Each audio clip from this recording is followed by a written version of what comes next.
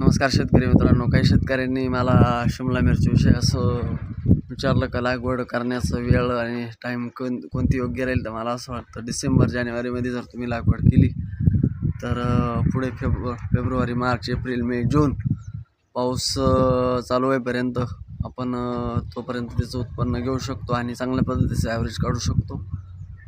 तर त्याच्यामध्ये एवढंच आहे का तुम्ही ऑर्गॅनिक तंत्रज्ञान वापरणं खूप गरजेचं आहे.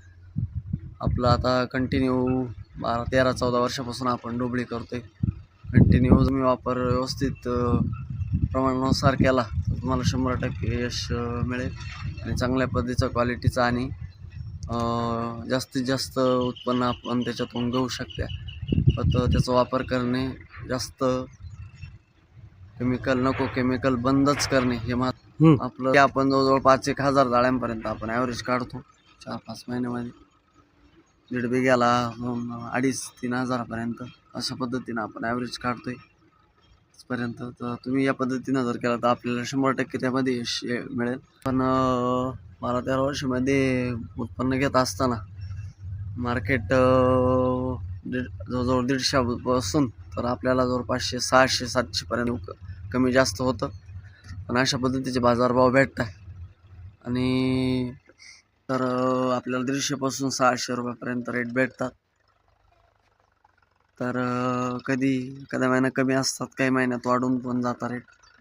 आपण सातत्य ठेवलं पाहिजे, त्याच्यात पोषण व्यवस्थित देऊन करीत राहणं गरजेचं. थ्रिप्सवरती तुम्हाला फवारण्या घेणे योग्य, ऑर्गॅनिकच्या फवारण्या तुम्ही जास्त घेतल्या पाहिजे तर थ्रिप्सला कंट्रोल मिळतो. आणि जाळी जवळजवळ आपली 11 किलोपर्यंत जाळी भरते एक जाळी. या पद्धतीनं आपण भरून त्याचं व्यवस्थित निवड करून लागवड सगळी आपण शेडनेटमध्ये करतोय. कंटिन्यू शेडनेटमध्येच आपण लागवड केलेली.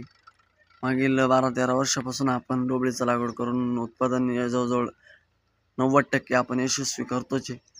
तर आपण या पद्धतीनं केलं तर आपल्याला 100% यश मिळेल. माझं पूर्ण नाव दशरथ मुरलीधर हारक आणि हा व्हिडिओ पाहिल्याबद्दल आपल्याला याच्यातून निश्चितच फायदा मिळू शकेल. सर्व शेतकरी मित्रांचे आभार.